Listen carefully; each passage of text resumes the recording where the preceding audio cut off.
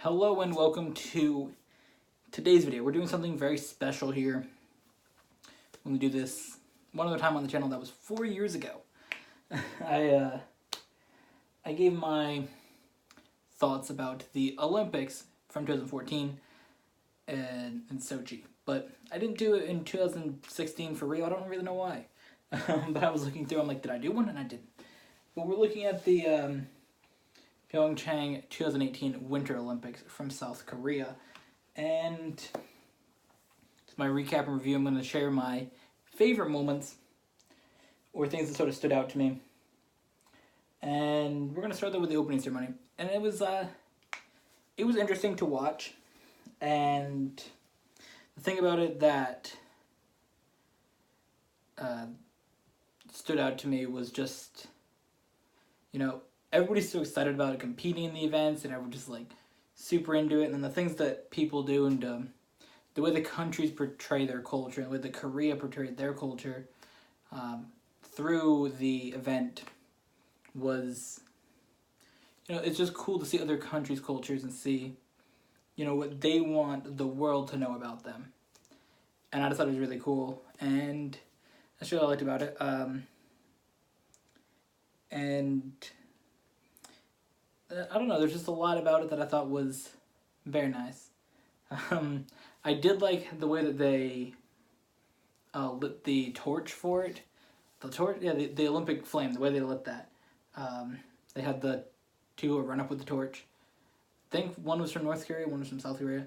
Ran up with the torch, handed it to the figure skater at the top, and then she lit the thing and it went up a spiral and it lit the Olympic flame, and it was so cool. I liked that.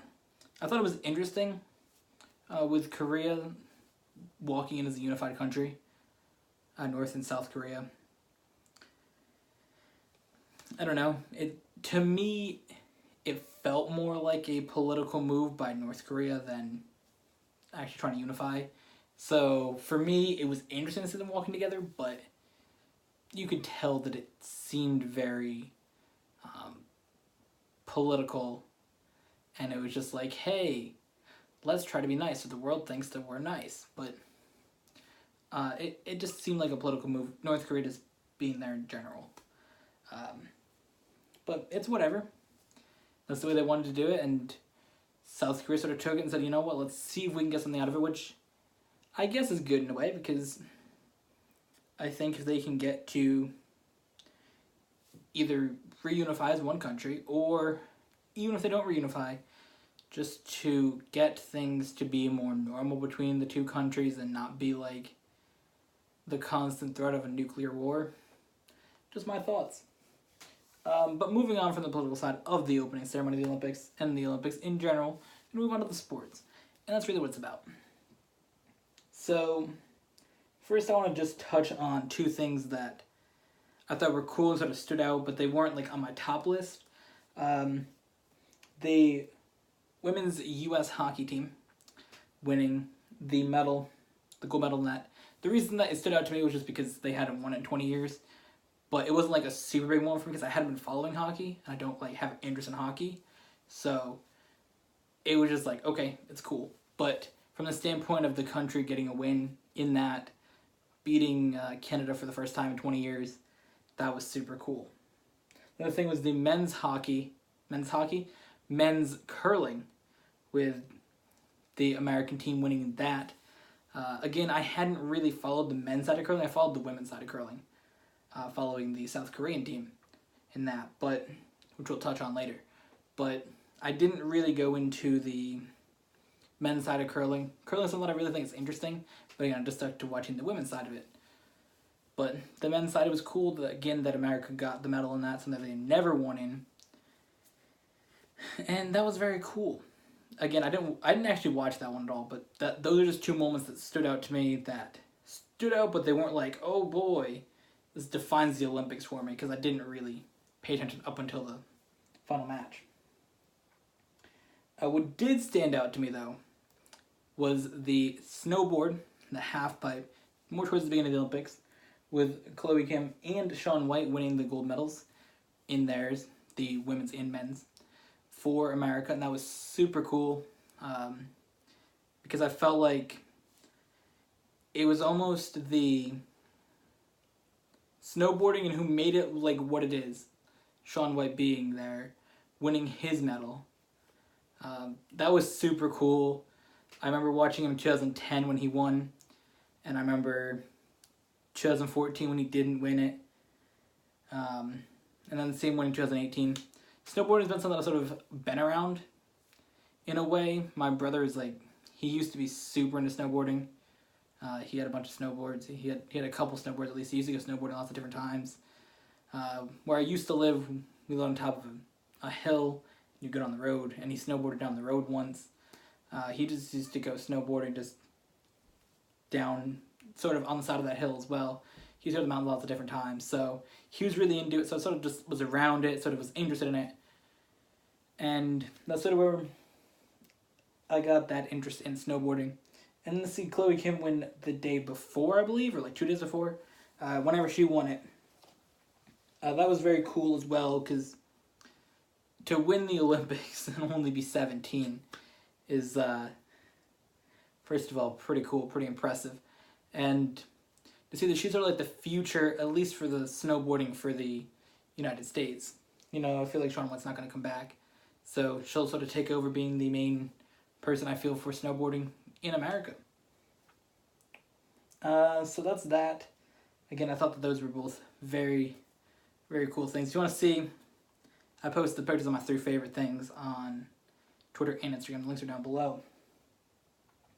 The last thing, though, was the South Korean women's curling team. I know that they were like a meme thing on Twitter a little bit, but their whole team and how successful they were. The Garlic Girls, but they're not fans of being called that, so Team Kim we'll go with here. They were just, it was very interesting to sort of follow the story that they had. You guys know I do have an interest in Korea in general, so I wanted to like root for Korea and something. So I'm like, you know what, I'm gonna watch curling and root for them in that. But I thought that their whole story of how they started was very interesting. Playing in high school, so like, hey, let's do curling, and you know, like curling came to their country. They didn't really have curling facilities in like 2006, and that somebody from the school went, or somebody around there had went to Canada and said, let's make curling. So they started basketball for curling. Nobody knew what it was, and they picked it up and they made their whole team, and they stuck together for 10, 12 years to get to where they're at. And it was just a very interesting story, I thought, just to follow in general. Plus, their snacks as well. the women's team, their snacks, especially the skip of the team, Kim Jung, I don't even know how to say it. I don't want to keep trying to say it. I do like struggle. I just want to get better at saying things Korean in general. I'm learning Korean. Got an app for that. But she's a snack, definitely. But that's not the point. The point is that their story was very interesting. And I kind of like to watch all the matches, because I started watching, I think, when they put against China, which was like their 5th match, I think. For their 5th match when I started watching it. Because basically what happened is, I was watching things on the TV for the first like week. And then I'm like, let's peep what's on the, well, actually what happened, so you watch it on TV, and they pick a couple things. NBCSN, NBC primetime, that's all they had. Or MSNBC, they were showing, not MSNBC, that's the news one. CNBC. They showed just a lot of either hockey or like men's curling. They didn't even show the women's tournament as much. Or if they showed it here, they're going to show America, obviously. So to watch the team, Casey came over for my birthday, and we were going to go, and I'm like, you know what, let's go see what's on TV. So I went in my bedroom instead, because he was going to go to sleep or whatever, and I'm just like, alright, I'm just going to go watch some curling. Turned on the TV because I wanted to watch the Olympics. And I seen that they were playing. It was China and Korea, and I'm like, heat. So we peeped the game, and just from then on, I just watched the rest of the way through the tournament. So I think I might have missed 4 matches. But really just following the team. And it was cool just to watch, like, through the time, the progression of how much people got into the team every match that they went through, and to see a new sport, new injured people in a sport in their country was very cool. And then they beat Japan in the semifinals, having the best record. I believe they went, was it 8-1 or 9-1? I don't remember, but it was one of the two. And they got there. I think it was 9-1 because it ended 9-2. So they played. No, it was 8-1. So they beat Japan, so they went to 9-1. They beat Japan in the semifinals, which is the only thing that beat them throughout the whole tournament. And then they played against Sweden. You could just tell their game was off from the beginning a little bit. The crowd wasn't really getting into it, and they were sort of it was a struggle from there. Sweden just beat them, which was it was kind of sad. I was kind of upset about it, but to see the fact they got a silver medal, it was very cool in of itself. And the fact they only lost 2 matches and that they are the first team from Asia in curling to get a silver medal is just super impressive. And the fact that they were in that final game, nobody expected them to be. Then they were like 50-1 odds to even win gold in that, and to be 1 match away was very impressive. So I really enjoyed watching their play. That's really what stuck out to me probably the most in the Olympics, was the Korean women's curling team and their silver medal. And then, of course, Chloe Kim and Shaun White getting their gold medals in the halfpipe. But now we come to the closing ceremony. And it was a very interesting closing ceremony. I just watched it just a couple hours ago from recording this video. And because it happened at 6 in the morning, but they showed it here at 8 p.m. So by the time this video goes up, it'll have been about 12 hours since they started the closing ceremony. So the Olympics will have been closed for about a day by the time this video goes up. But mainly stay on track here. They just showed a lot of it was more, I was like when it's more casual and they just walk in. So it was cool. And just to see the excitement of the people, more than just because they're excited when they come in the opening ceremony, but you see in the end, and they come in and they're more excited, we've done something, we've competed, we're Olympians. Seeing the people celebrate with their medals, take pictures with each other, interact. It was super cool.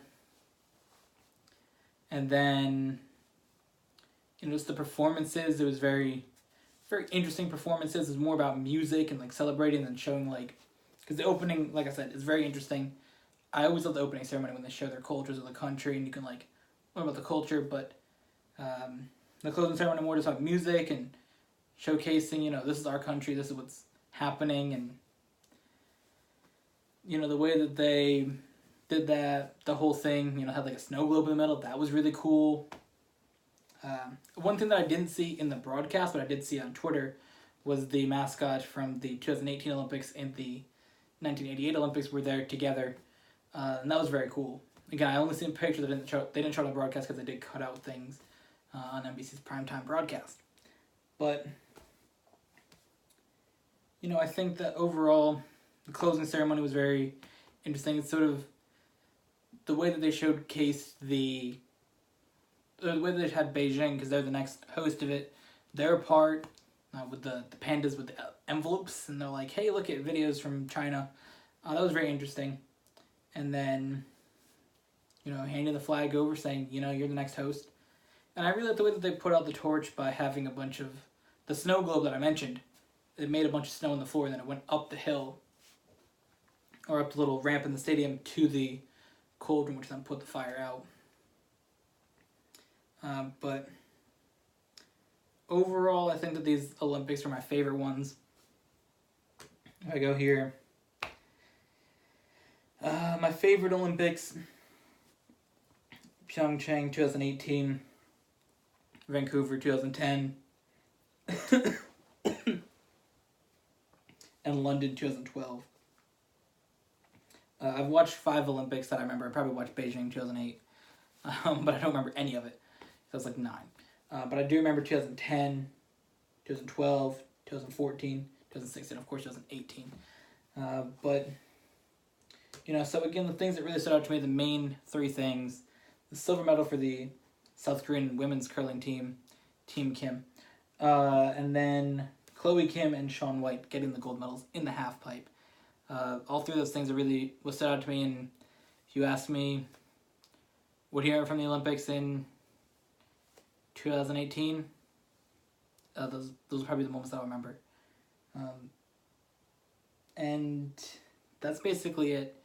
I was pretty sad after the Olympics. It was very emotional watching the end of it, because you know that it's never going to happen again.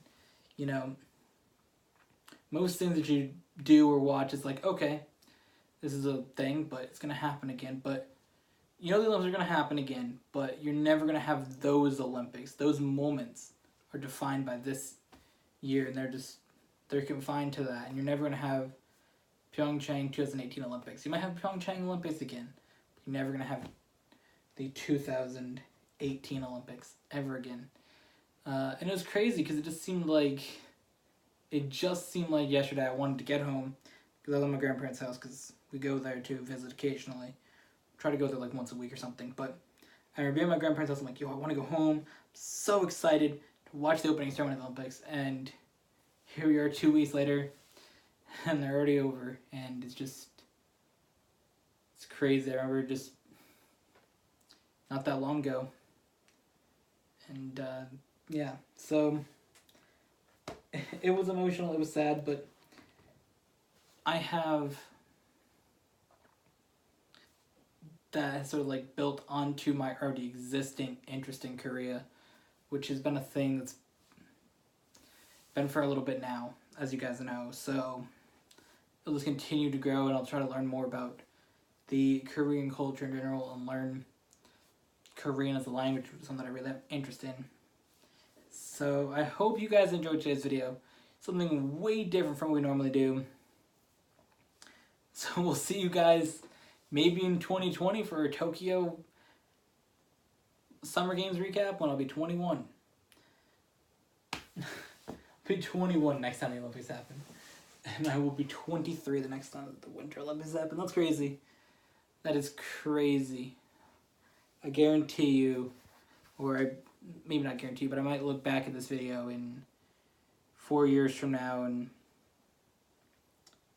sort of remember some of these moments that I've talked about that I may have forgot about by that time, but we will see.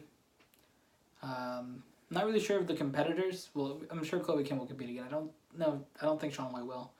I don't know about the Team Kim. I don't know if they're going to keep playing or not. I'm sure they're going to keep going and see if they can improve and try to get themselves a gold. That'd be really cool. So I hope you guys enjoyed, and we'll see you guys in 2020. So weird. Oh my god. Thank you all again for watching.